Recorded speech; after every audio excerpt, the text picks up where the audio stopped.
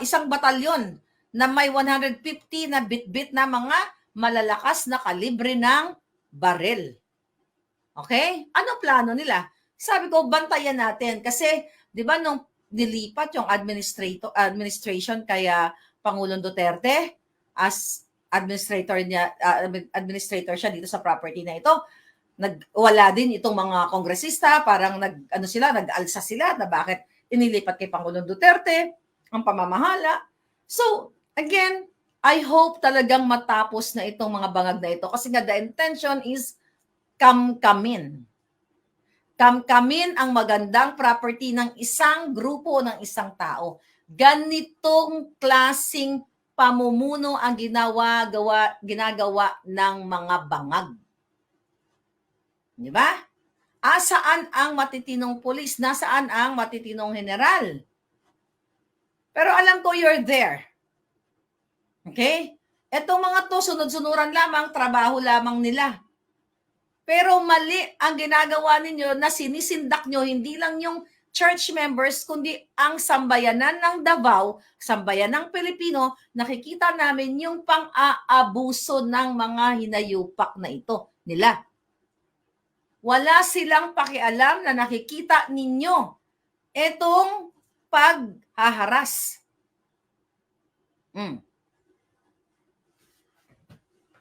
Nakakasuklam na talaga, sabi ni Casey.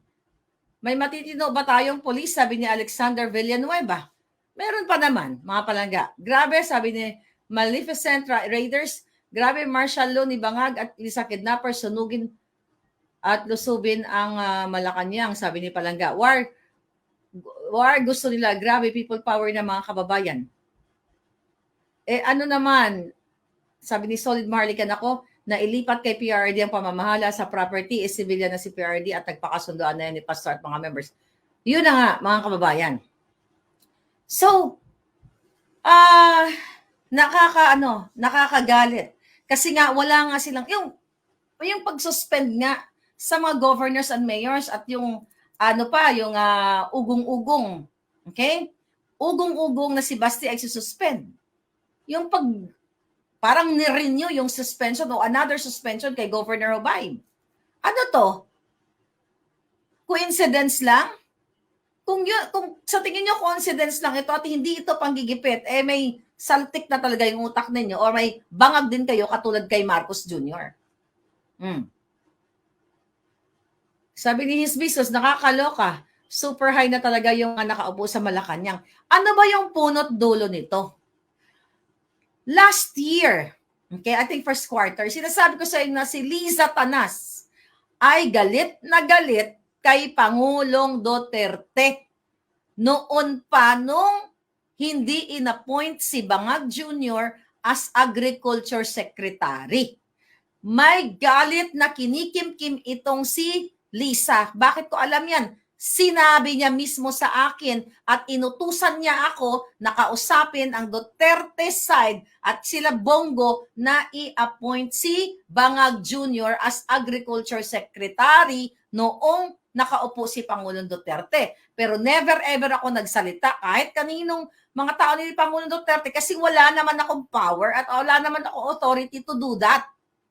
Okay? Kaya dyan po nanggagaling ang galit ni Liza Tanas kay Kuting. Dahil nga pala, hindi natin alam, dahil gusto niyang paupuin ang kanyang asawa during that time, dahil smuggling pala ang negosyo nila, katulad ng ginagawa kay Michael Ma. So ito pong paggigipit ngayon, ito ay paghihiganti nila.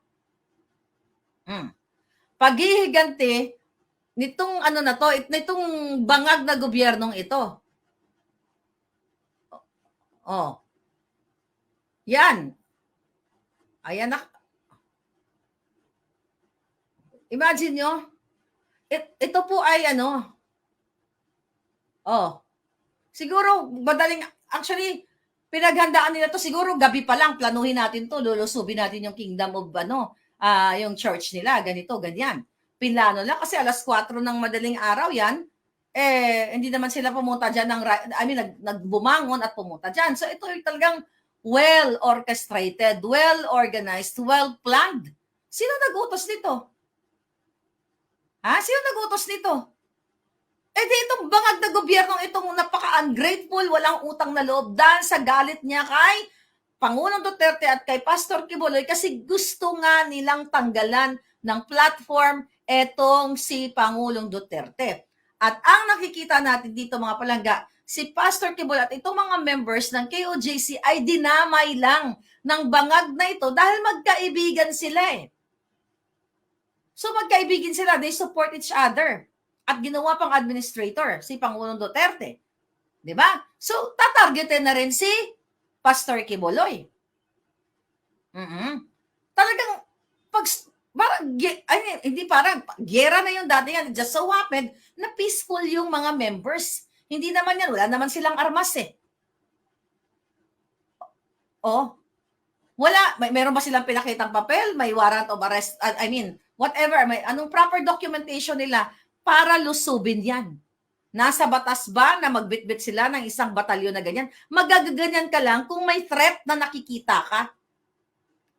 Di ba? Kung gusto nilang arestuhin, kung mayroon na silang proper documentation, alright. Di ba? Hindi ganyan kadami yung tao. Para hindi mo magbulabog ang buong komunidad. Isang tao lang eh. Di ba? Isang tao lang, mga kababayan, ang kanilang gustong arestuhin. Bakit pang gera yan? Oh, si Bangag. Si Bangag at si Lisa Tanas lang ang nasa likod niyan. Kasi sisindakin kayo. Kaya huwag niyong hayaang magwagi itong mga kababayan. Kasi puwa sa magtagumpayan, lahat kayo matatakot na dyan sa Pilipinas. Kasi kung ito nga, itong malaking congregation na ito, malaking church, kaya nilang harasin. Sino ka na nakatira ka lang sa isang barong-barong, isang apartment, kaya kang dukutin, kaya kang gurgurin anytime. Di ba? Oh, pangkawatan ang kanilang plano, kaya kasi gabi sila nagpaplano para tulog ang mga tao, bubulabugi nila. Kung gusto nilang arestuhan yan, dapat daytime. Oh, gabi? Isang batalyon na may mataas na bang? Tama ba yan? Isang tao lang? Eh di ba matapang itong bangag na administrasyon na ito? Gusto niyang makipagbangbang sa tiyan. Bakit hindi mo yan ipadala doon? Total, nasasaktan kayo na kesyo yung maging isda natin, na ganito, na ganyan, inaapi tayo. Oh, dito wala pa namang inaapi dito ah. Ito bang mga members na ito na, wala ako personally, my opinion sa bawat reliyon, imperfect lahat tayo. May mga issue dati sa INC, even sa ating mga kapatid na Muslim, even sa ating mga Katoliko. So definitely, no, walang exempted dyan. Even ang KOJC, may mga imperfection sila. But not this.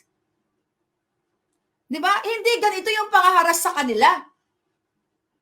Bakit gaganituhin mo yung mga members na yan? Yung mga kabataan na yan? Nandiyan sila, yung iba dyan mga scholar ni Pastor Quiboloy. No matter what, yung galit, yung galit nitong bangag na ito sa gobyerno kay Pastor Quiboloy, hindi mo pwedeng i-indoctrinate sa kanilang mga members, sa kanilang mga mga tagasunod ng kanilang yung mga nila, pananampalataya nila. Hindi mo pwedeng ipasok yung bangag mong pag-iisip, Marcos Jr. Hindi mo pwedeng isaksak yan sa isang komunidad na eto si pastor ganito, ganyan. I-brainwash mo, indoctrinate mo na kapag hindi sumunod, ganyan ang gagawin nyo. Marami akong kaibigan na iba't ibang relihiyon. Okay? Even INC. Ang iba sa mga miyembro nila, galit na galit sa ginagawang paggigipit. Not only that, sa ating lahat, pero kasi hindi rin sila maka-voice out dahil may sinusunod silang, sa kanila, di ba, isa ang nagsasalita. Okay? Kung ano yung kanilang mga opinion pagdating sa mga usaping politika.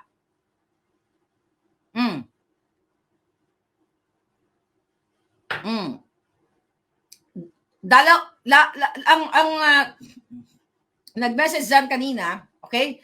Hindi lang pala itong isang isang property. So, lahat ng property ni Pastor Quiboloy ay nilulusob nila. Isang tao lang kalaban nila. Di ba sabi ko nga sa'yo, sabi ko ako talagang gusto ng bangag. Okay, na ipagtanggol ang bayan, ipagtanggol ang Pilipino.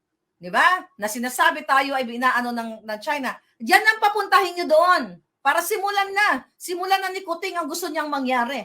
Na isa lang ang mga Pilipino sa paggurgur o sa gurgura na gusto nila. Yan ba susuportahan niyo pa rin yung bangag na ito? Na gobyernong ito na nakikita ninyo ang panggigipit?